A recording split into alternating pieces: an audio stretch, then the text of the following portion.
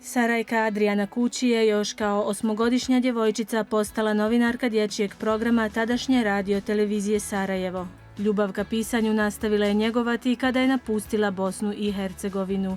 U Sloveniji radi u izdavačkoj kući Nobis, za koju je napisala prvu enciklopediju košarkaških reprezentativaca Slovenije. Nije doživjela niti jednu negativnu kritiku, što meni strašno puno znači. Niti od čitalaca, što je manje važno, ali više važno od tih ljudi koji su bili dio te knjige. To je veliki novinarski projekat, to je više od 90 intervjua i teško je postići da su svi zadovoljni. I to mi je uspjelo i to je možda najveći uspjeh te knjige. U ovom skoro rasprodanom izdanju Adriana je predstavila životne priče svih igrača koji su u slovenskoj reprezentaciji igrali od 1991. do 2014. Imate priču o Marku Miliću koji je spavao u krevetu u kojem je morao odrezati donji dio jer je već toliko narastao, a nisu mu mogli priuštiti veći. A onda je postao čovjek koji je vrlo brzo, u veoma kratkom periodu spavao u najskupljim hotelima u svijetu.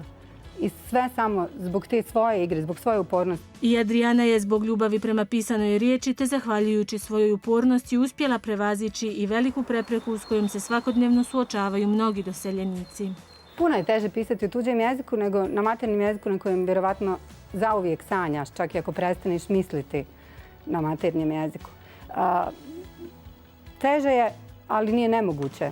Danas Adriana sa svojom 7-godišnjom kćerkom živi i radi u Slovenskim Konjicama, gdje je unatoč razlikama u kulturi i jeziku pronašla svoje mjesto pod suncem. Pa ja mislim da bih ja mogla živjeti bilo gdje na svijetu, zato mi nije bilo toliko teško navići se. Bilo mi je važno naučiti jezik dobro, to mi je, mislim, uspjelo. I nekako prilagoditi se načinu života koji nije puno drugačiji od načina života koji mi živimo. Osim u Sloveniju, Adrianu je život od Bosne i Hercegovine nosio i do Izraela i Sirije, za koju je vežu posebno lijepe uspomene. To su vjerovatno 2 najljepše godine kojih se sjećam. To su topli, srdačni, dobri ljudi koji su nevjerovatno prijatni do stranaca. Zato Adrianu užasavaju predrasude prema izbjeglicama koje dolaze iz ratom razorenih zemalja Bliskog istoka. Za Adrianu Kući, koja je u Sarajevu preživjela 3,5 godine rata, porijeklo, kultura, jezik i mjesto boravka nisu bitni. Bitno je samo biti čovjek.